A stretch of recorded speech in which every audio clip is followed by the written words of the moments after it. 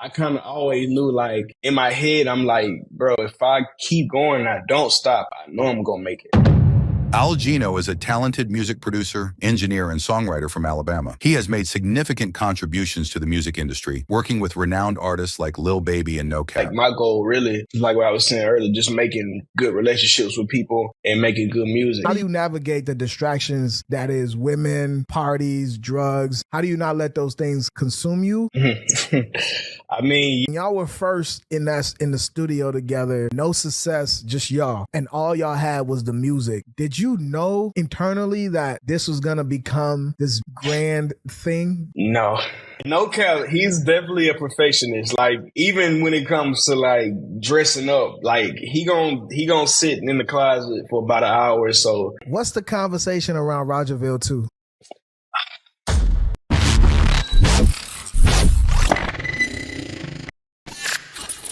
Geno on the track. What up, my brother? How are you? Yo. What's good, bro? Man, I'm feeling good, man. Again, thank you again for your time, bro. Man, for sure, man. Thanks for having me. No doubt, man. I like to start this off just plain and simple. It's the new year. So I'm pretty sure you've had an eventful couple of days. So my first question to you is, if there's something that you did over the last couple of days that you would redo again, what would that thing be? Definitely would be like family time. Okay, and why? You know, I family time is real important, man. It's good for your mental health and stuff, man. You know, like if I ain't seen my family in a long time, like, you know, people that I care about the most, I'm closest to, because they kind of uplift my spirit and they keep me going. You know what I'm saying? So the more as I can see them, like the more I can see them, the better.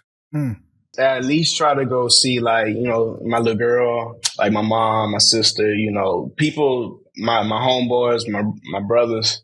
At least try to go see them at least like once or twice a month. You know what I'm saying? Come back home, you know what I'm saying, and go kick it with them and just make sure they straight, check up on them. And it makes me feel a lot better when I know they good. Now, from my knowledge, you know, you were born in Green Bay, but raised in Mobile, Alabama. I kind of want to get an understanding into what life was like in Mobile, and how do you think it helped shape you into who you are and your personality today, growing up in such a small county? When it's just like any small town. If you like anybody that's come from a small town, you know how it is. You know, crabs in a bucket. You know, everybody's trying to push the other out the way to trying to get ahead. You know what I'm saying? And it's already, you know, it is what it is. You know what I'm saying? It's home. You know what I'm saying? It's no place like home. You know, I've been all around United States, man. I ain't been out the country yet, but being at home, you know, is real. I look at that real important. Like, I take that real seriously, because, you know what I'm saying, I'm always around so many different people, like, and so many different, you know what I'm saying, personalities and everything like that. But then it's just something about it. It feels good to be around people you trust. It feels good to be around people that you trust. Do you feel like this industry doesn't have a lot of people that have your best interests, or a lot of people that you feel like you can lean on or you can count on? Have you experienced that? Yeah. I mean, I've seen a lot of good and a lot of bads. You know what I'm saying? I think it's real important because, you know, it's a lot of fake stuff, a lot of fake people, a lot of dishonest people, a lot of unloyal people out here. You know, but when you coming in this game and doing like the stuff that I do, it's real good to have people that you can trust, and somebody that you can lock in with, that just understands you, trusts your sound, and trusts your judgment. You know what I'm saying? And then when the trust is there, like you just can make the best music possible. You know what I'm saying? It's like everything gonna come out just gonna be gold and platinum every time. I'm wondering, from your sound, you have this like very soulful, churchy vibe to your music. Did you grow up in the church? Yeah, I did. Is that sure kind of how you were able to create this sound of yours? Or can you walk me through that? My dad was playing in the church. He was a musician. He's still a musician to this day. And then, you know, like my family, you know, they owned the church. So he played for my family's church. And that's kind of like how he met my mom, you know what I'm saying? My mom, you know, knew about him being a musician and everything. And when he was there playing, he always had me next to him. Like, I wouldn't be in the crowd. I'd be like right there by the band. So I'm kicking it with the old heads. They dap me up. They like, oh, what's up? What's up? Like my dad called me Short. Yeah. It was kind of like my nickname, you know what I'm saying, back then. But, you know, he still kind of called me that to this day, even though, you know, I'm old. So, but, you know, being with him just like opened up a whole like creative side and just like, cause I always, you know, you always want to be like your dad's damn near. Yeah. You know, so that was kind of like my thing with me. Like, I kind of inspired to be kind of like him, you know, and I mean, I ain't gonna lie, bro. It just, everything just kind of came together, bro. Like my dad taught me, you know, some things, you know, the time that he was around. But, yeah, bro, just like the church stuff, like just definitely like important to me. It's like, you know, so. Now it's interesting. You mentioned being in the choir, because one of my questions I was going to ask you was, I felt the fact that I know you could sing, like just from listening to some of the work that you've done, I'm like, oh, he's got to know how to sing. Am I accurate in that, or am I off? I don't know about that, bro. I mean, I could probably hold some, you throw some auto-tune on there, I might could show you something, you feel me? Like, that's about the best I could do, for real, though. Yeah. I mean, I was around the choirs, you know, my family, like my cousins, I got a lot of cousins that sing, you know. Okay. And singing, like, I used to watch them sing at church all the time. Like, every time they sound, like, man, this sounds so good, bro. Like, they always killing it, you know, so. Man, did you have any other aspirations growing up? I always knew I was going to do music because, like, I just love music. And I'm just like, man, it was other things that I thought about doing. You know, I always thought about playing basketball. But shit, you know, when I ain't in the cuss, but. No, you can swear. There's YouTube, bro. You can swear. Oh, okay, bet. Okay, shit. Okay, for sure. So, yeah. So, I wanted to be a basketball player. You know, I was playing basketball in high school and everything, but, you know, I wasn't 6'1", 6'4" like the other guys. So I'm like, you know, I was like, oh, yeah, it's going to be a little difficult for me. So, yeah, man, just like basketball, really I really wanted to just be in music, like no matter what I did, even if I was just playing for a church or just, you know, managing somebody. I always wanted to be like, that's just something I wanted to do. You know what I'm saying? And I was also DJing too when I was like 16, 17, 18. Yeah. So like, you know, it was going to either be rapping, DJ, or producing, you know what I'm saying? One of those. Wow. But those are the top for sure. So when I learned that you used to rap, it had me thinking, you know, now we see the success. Obviously, we've seen the rapping and producing dynamic for a long time. So, but this person isn't the co-founder of that. But I'm just saying the success that he's having right now. This person being Cash Cobain, when I see that, I'm like, oh, okay. So a lot of people are falling into this lane now, more so. Do you see yourself stepping back into that pocket of rapping, producing, or are you just staying behind the scenes? Oh, definitely. I mean, I be thinking about it sometimes. You know, I've made a few records, you know, on the side. You know, I'm just waiting for the right time to, you know, to pop it off and show the world. You know, but now, were you good? I mean, I definitely, you know, I say, cause I was rapping when I was like 18. Like we had a little group, you know, me and two of my homeboys. You know what I'm saying? We just, you know, just fooling around. You know what I'm saying? I was making all the music back then too. So like rapping I always had that skill, you know. But I would just, as I got older, I just like thought about like, man, I gotta pick one thing. I can't do everything. But now that I'm seeing like guys like I said, Cash Cobain, Kanye West. They making music, they doing all three at the same time. So I'm thinking like, man, like I got the talent to do it. I know how to do it. It's easy. I can record myself. I can make my own beats. I know how to write music. You know what I'm saying? I know how to write lyrics and rap. I know how, you know, everything needs to go. So I don't think it'd be that hard for me to catch on to. You know what I'm saying? I want to transition real quick because early on, I want to know, how were you able to get placements? Like all these artists that you've worked with, How were you able to get placements? And was that a difficult process in the beginning for you? Because I know you engineer also, and you were telling a story about how you were in the studios with these artists, so it was easier for you to kind of get them to get on your beats. But was that process difficult at all, trying to get placements? Nah, not really. Cause I mean, like I said, coming in, I wasn't really too much focused on just DMing people and just trying to track people down for placements. Like that wasn't really like my goal. My goal really was just like what I was saying earlier, just making good relationships with people and making good music. You know what I'm saying? And it's just like, you could chase down people and try to get beats to this person. Let me throw you this person beats. But it's just like when y'all got a bond and a good relationship and, that trust is there, it's like with Cap, you know what I'm saying? Like we come from the same city. We share a lot of the same interests. You know what I'm saying? I've been knowing him for years, you know what I'm saying?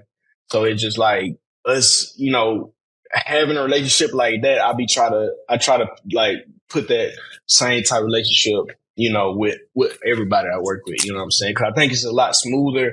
We kind of understand each other, you know what I'm saying? So everything is just it's a lot better. Yeah. And let's go back to something you said earlier. I think it's important. You talked about how you weren't too big on like chasing people down in the beginning stage or DMing too many people. One thing I like about you is, you find the importance in building with the artists in their early stages. Can you speak to that a little bit? Like how important is forming that relationships early on rather than chasing after the big names and all these superstar acts? It's good early on because, like I said, man, like me working with, for instance, like working with Cap, like I met so many people working with him, you know what I'm saying? Like his friends kind of collided with my friends and then we all, everything just felt right, you know what I'm saying? Opposed to just meeting new people and then they don't know who you are, they don't know who you people are, they don't know who you hang around. Cause the industry is real heavy on politics, you know what I'm saying? So it's just like some people, you just look at like the situation they've been in, then you thinking like, damn, I can't really work with this person. Like this person kind of got beef with this person, then they got this going on. So politics has been a real kind of stress. It ain't really been stressful, but it's a real significant when it comes to like this music stuff because a lot of people, some people just won't even work with you just because of who you hang with. You know what I'm saying? And I think it's crazy. I'm like, bro, you shouldn't even put that in with that. It's like you want to work with people just because you like their music and you like their work ethic. You know what I'm saying? You shouldn't have to go because what so and so said. Has that happened to you personally? Like, have you been affected by the street shit personally, where somebody refused to work with you just because you were affiliated with somebody else or because you were seen with somebody else? Yeah, kind of, sort of, yeah. But I mean, it was never to the point where it's like I've had like bad vibes or it's never been a problem. But I just kind of knew like what it was. So it hasn't stopped your money flow. Like it never was a point where it stopped you from making. Oh, no, hell no.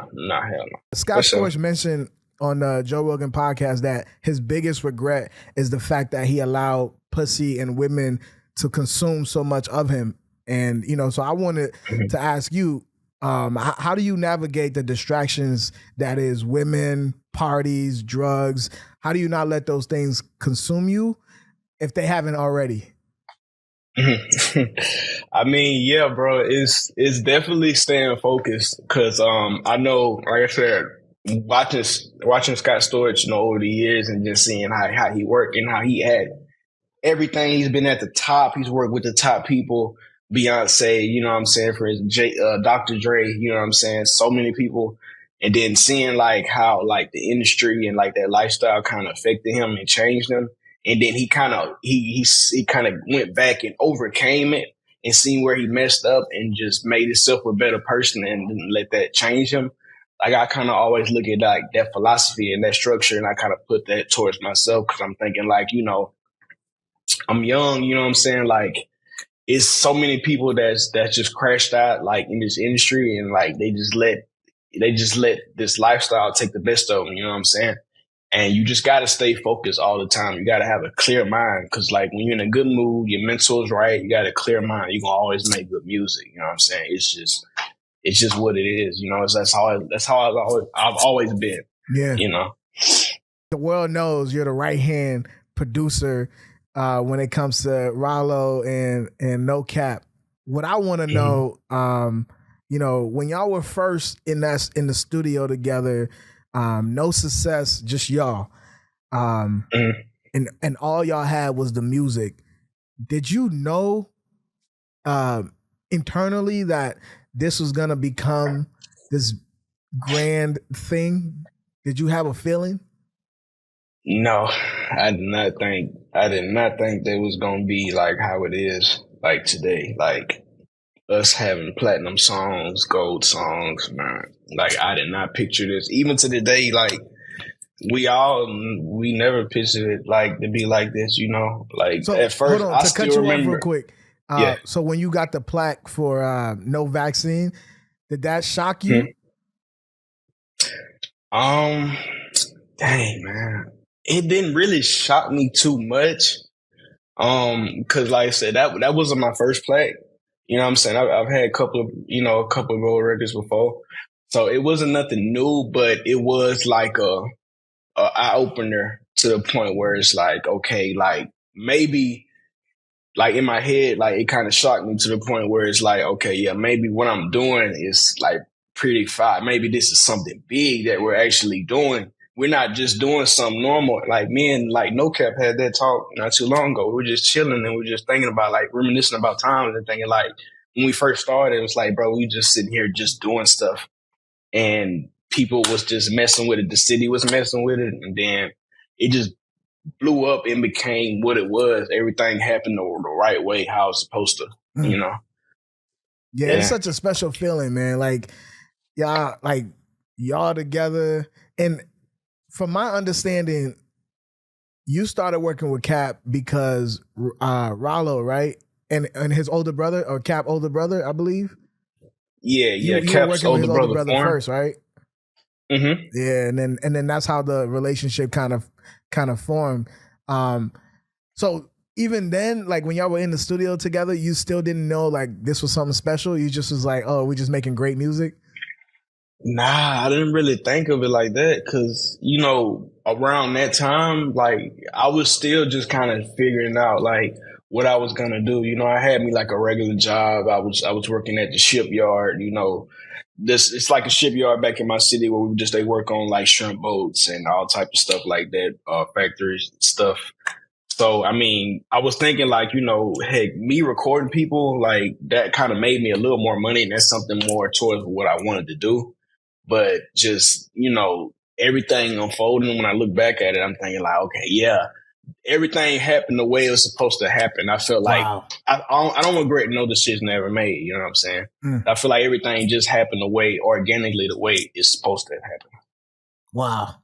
Now, fast forward real quick. I think my personal opinion, I think Rylo's debut album, Ben One, was the best album that came out in 2023. My personal opinion. Some may say I'm biased, but I don't give a fuck. For sure. For sure. Can you tell me what it was like working on those 3 songs that you were a part of for that project? Yeah, man, working on those like I would say really that whole project in general, we had so many more songs that were, you know, that we worked on. We damn near recorded maybe 200 songs, 200, 300 songs before that album actually came out because it was so highly anticipated. And then we kind of went through, you know, times where, you know, you got the leakers. Yeah, I was going to ask that. You know. Did any of those songs that, amongst those 20 songs, were there any other ones that were actually, that got leaked that y'all was just like, all right, scratch that shit? About some of them, because we kind of had a list at first. The first list that we had, we kind of had it during March, April. We was gonna drop maybe in that March, but you know, a couple of songs got leaked, and then you know, Rylo's always recording. He's recording nonstop every day. We were just in the studio a couple hours ago. Bro's always recording. You know what I'm saying? So it's like he like him in general, like he definitely like like to him, his songs are like his babies. So it's like when somebody leak one of your songs, it's like showing your baby to the world, and it's like you don't really want to put it out there because it's not done, it's not mixed right, it's not perfectly tuned the right way you want to have it. So we just when that happened, we just had to kind of come back to the drawing board and just think like, okay, yeah, let's see what we got that didn't get leaked, and let's just build on that and perfect the sound that we're trying to go for Ben One. You know what I'm saying? So yeah, bro, like those songs really came about. I know you the type, that song, that one's one of the last couple of songs we did, because I know he's like, we need like a turn song to kind of go with the project, because I know a lot of Rylo's music is real kind of slower tempo, more like heartfelt. You know what I'm saying?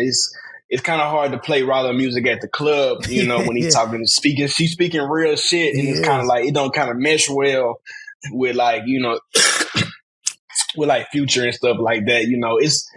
It's definitely hitting the same, but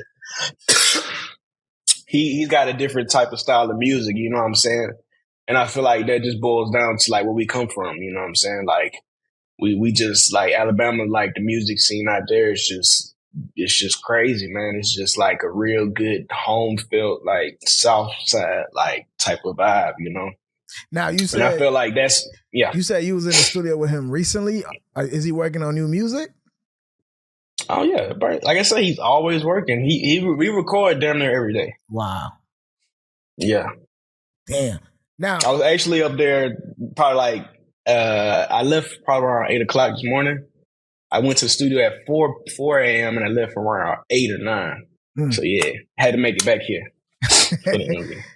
Man. All right. So earlier on in the conversation, we were talking about you working with upcoming talents, and then rather than like established or chasing superstars or whatever, I wanted to talk about Baby Kia, because I don't know if am I pronouncing his name right? Baby Kia? It's Baby Kia. Yeah, right? Baby Kia. Yeah. You produced Torture? I think Torture. You produced Torture from, or was that part of the idea also? It's like, oh, I see something in him, or what is it that you see in him that made you want to like tap in? Well, Baby Kia, man, when I first heard about him, I was actually with Youngboy. This is around the time when we did the Sneaking record.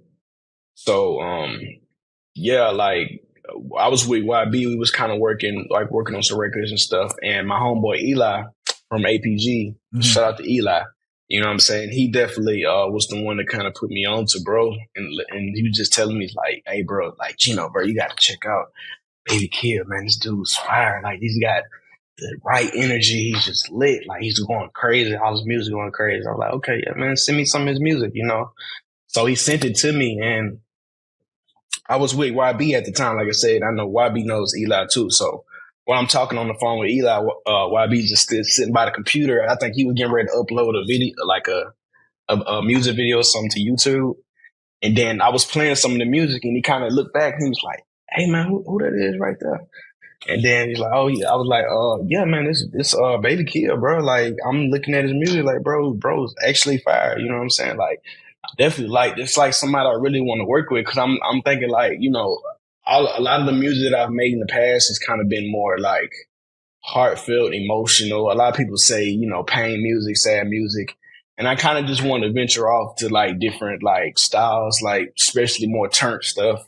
You know what I'm saying? Yeah, he's got that energetic sound. Like he's very Yeah, he's very energetic, you know what I'm saying? And I feel like, working with him, that'll kind of inspire me to just work. I definitely want to work with guys like, Ken Carson, Homicide Gang, Fire. Playboy Cardi, that'd be cool too. Like just to have that style and just to see like how I can transition to that, and just elevate as a producer, Man, I would love for you, by the way, I would love for you to make that happen. I would love to hear Ken Carson and Al Geno collab. Yeah. That would be fire. That would be fire for sure. 2025. For sure. How did the Youngboy connection happen?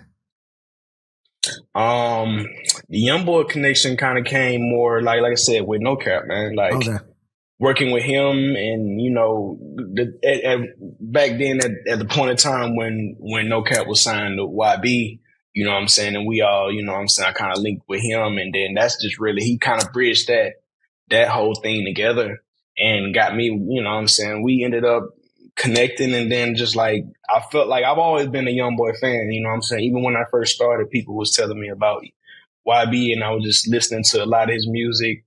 You know what I'm saying? It would be people that I would record when I was like heavy into engineering. People would be, they'd be like, "Hey, Geno, I need you to go type in YouTube, go type in YoungBoy beats, go type in, you know what I'm saying, and go get the instrumental to this YoungBoy song." So I'm recording all these songs. I'm like, man, like they like, man, yeah, Geno, bro, you gotta work with bro, like got some good hard beats. Like that's like kind of like your sound, you know. So that was kind of something always in the back of my head, like, oh yeah, man, maybe one day I work with bro, you know what I'm saying? I ain't finna push the issue or just trying to like break my leg trying to go to people. You know, I like stuff to happen organically. Yeah, you know, so facts. But thanks to NoCap, like that's everything just came together, you know, and I met bro, and you know, the rest was just history, man. We just went up for there. Now you've been doing good so far. The momentum is there. Have you felt any sort of burnt out throughout your career, or any level of like feeling that you wanted to quit at any point? Did you ever experience that, or has that not happened for you? Nah, bro. Like, you just love the work. I ain't never. It's so many people. It's crazy because it's so many people that have quit that I've worked with and I've been around, and they just uninspired and they just don't want to keep pushing. I kind of always knew, like, in my head, I'm like, bro, if I keep going, I don't stop, I know I'm going to make it. You know, so I know I'm going to get to where I need to go. I know I'm going to meet the right people, you know, and that was always the case. I kind of just had that tattooed in my head. So it's like anytime I wake up and something don't go right, or like this, you know, this relationship don't work, or some, you know, everybody's had, you know, their own problems, you know, and difficulties and stuff. But I always, you know, had in my head, just keep going, don't stop. You know, it's going to work if you work it, you know what I'm saying? So that's just always been my game plan, you know, just go off faith, you know what I'm saying? And just keep working, keep pushing. Yeah. Now that's a good mindset to have. Let's jump real quick to the Before I Disappear Again that dropped last year.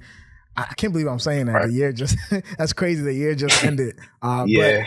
You know, Cap dropped the Before I Disappeared Again. I believe you produced about 7 tracks on there. I believe, right? I could be off, maybe 6 or 7. I'm not sure. I have to go back and check, but it was a lot of them around there. Definitely. I know my favorite record that you produced on there is which is my favorite record on the project, is the Assist record. I really like that. I like when Cap is in that bag. Like, to me, that's my type of bag for Cap. But what can you talk to me about what direction, you know, you were trying to go in sonically when helping produce this project? Yeah, for sure, man. As far as the whole project, man, like, yeah, bro, like we've been working on, like, NoCaps. We've been working on Before I Disappear Again for about almost 2 years. You know what I'm saying? So wow. We had a long time to kind of sit and think about like what sound do, like, Cap, like me and Cap sat down so many times. We would just sit and talk. We thinking like, bro, like what sound were we gonna go with? Cause like I know he was telling me the whole time, he's like, Geno, I want you to executive produce my whole album. I want you to be more full control. I'm giving you the torch to kind of make something shake. So it's like, I'm thinking like, okay, what sound can we put together that speaks to me, my character, and speaks to Cap and the message that he's trying to send and the vibe that he's going for. And I felt like, you know, over the 2 years and the times and all the, you know, the everything we've been through, it helped lead up to give him, you know, the knowledge and get him the strength to like put together all those records. Cause everything he talking about in there is real events, real stuff that's going on. Bro ain't never capping. So it's just like, to have you got to go through a lot to make the music that he's making. You know what I'm saying? Now you say y'all been working on this for 2 years.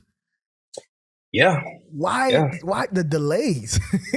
Like, why the delays? Yeah, NoCap, he's definitely a perfectionist. Like, even when it comes to like dressing up, like he gonna sit in the closet for about an hour or so, maybe even longer, getting himself right, bro. But when he come out and pop out, he's making sure every detail, everything's right, hair right, pants right, whole outfit right, everything's on point. He's definitely that's why the project was delayed, because he was a perfectionist. Like, it was just stuff he wanted to fix. I mean, I feel like it's got something to do with that. It wasn't solely that. I mean, it's a number of things. You got clearing records, clearing samples. Some records didn't get to make it because of the sample didn't get cleared. Just, a lot of small things, but, that's how it is when you building a album like that in that magnitude. You know what I'm saying? It's a process, you know what I'm saying? So the collaborative process between you and Cap, but also let me throw in Rylo in there as well. But do they ever come with you? Do they ever come to you with like templates of sound that they want, or songs, or they hear a sample and they're like, yo, we want this? Or do they kind of just trust your ears and just go with whatever you have? It's kind of both. I mean, definitely like Cap, and even with Rylo, like we kind of, like I said, we share a lot of the same music. We like, I know Rylo's a real good R&B, like 90s type of guy. He likes like a lot of old school music. You know what I'm saying? Like, even with me, like coming up, I've always listened to old school music. That's my thing. I love all the old hits, man. So it's just, it's times where he'll hit me. I'll be like, man, Geno, bro. Or we'll be sitting in the studio and we're just listening to music, or we're going through the phone, and then next thing you know, we might see like an old school hit, and we're playing it through the phone, and he's like, oh man, Geno, this shit'll be hard. If you turn this to a beat, man, I want to rap on something like this. Wow. And then that's like that's how a lot of records kind of came about, like Project Baby, Set Me Free, you know what I'm saying? Him just rapping on like the actual song, and that's before I even put it together. And it's times where I've made the beat while he's rapping. So it's like, we're getting everything that he's thinking in his head, I'm trying to put it on paper so we can create it as fast as possible, I mean, at the same time, he trusts me, like I said, and that's why I say, having that trust is important, because I don't think he could do that with anybody else. I mean, I know he could try, you could have other producers come in and try to, link and try to make that sound, but the collaborative process that, I got with Cap and Rylo it's unmatched, man. Like, we really got something special. And it's every time, and it shows with every record that we do. I wouldn't be a fan if I didn't ask this question. Mm-hmm. What's the conversation around Rogerville 2? Because Rylo's project is out, Cap's project is out. So what's the conversation around it, Geno? Well, it's definitely on the way. It's definitely on the way. I would say him and Cap got about, I would say 50 songs about on standby. It's right now, you got so many projects coming out. You got, like I said, Cap dropped last year. Rylo's planning on dropping, this year, hopefully, if everything goes right. Once Rylo drops, I feel like we'll have enough time, to put Rogerville 2 together. Like I said, it's damn near done. We just gotta take the time and effort for everybody to collab. You said this 4 years ago. You said that exact same statement 4 years ago. You said it was damn near done. You said Rylo's project was coming, Cap project is coming, and then Rogerville too is going to come.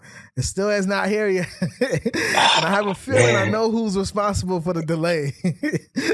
Yeah, it's kind of hard. I don't want to point fingers, you know what I'm saying? Because I don't, I'm just the guy that's just putting when they tell me they're like, hey, Geno, we're gonna get ready to drop in 2 weeks. Let's go. Come on out here. Then I'm like, okay, let me stop what I'm doing. Let's put it together. But I know it's like when the time comes, it's gonna come. It's gonna be worth the wait. They got fire music. They make the best music ever. I'm saying together. You know what I'm saying? Some people say they're the best duo ever. You know what I'm saying? Like I agree. I think so. It's on the way for sure. Now, my last question to you: who are your Mount Rushmore when it comes to producers? I mean, we already know Scott Storch is one of them, but what? I guess if we put in Scott Storch, then if you could give me 3 more, who would those 3 be? Man, I would say guys like Timbaland. I mean, I feel like Timbaland real, like authentic, like with the beatboxing and stuff. Like I've never seen nobody else do anything like that. It's Timbaland.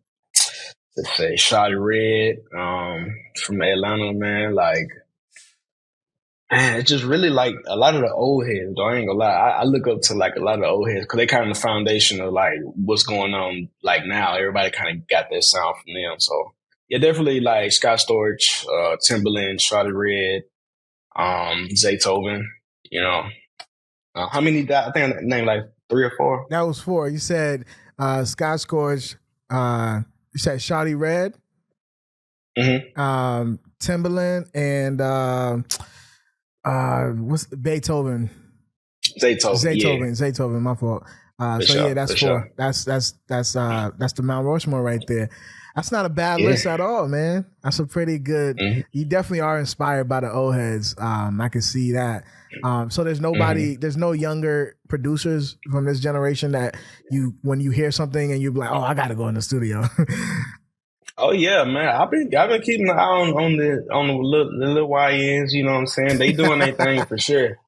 They definitely doing their thing. They kind of inspired me to keep going and elevating my sound. So shout out to them. I can't name all of them. It's so many of them that I've been keep my eye on, but definitely shout out to them. Well, Geno, man, thank you so much for your time, bro. I really love your work, so I appreciate talking to you and just learning behind. Or learning some of just the sauce behind some of my favorite arts that have been put into this universe. So I appreciate you for giving me your time to sure, man. Thank you for having me, bro. I so appreciate you too, man. Nah, for sure, man. Hopefully, whenever you in New York, we can do this in person again, man. I would love to have you actually in person here. So that'd be dope. Definitely. Man. I'll be in New York soon, man. For sure. Sooner than later. Let me know when you're here, bro. Let's do something. That sounds good, bro. Sounds good. I'm with it. All right, my brother. All right, man. Everybody else that's watching, if you made it this far, I want to thank you. Make sure you hit that like, comment, and subscribe button, and I'll see you on the next one. All right? Peace.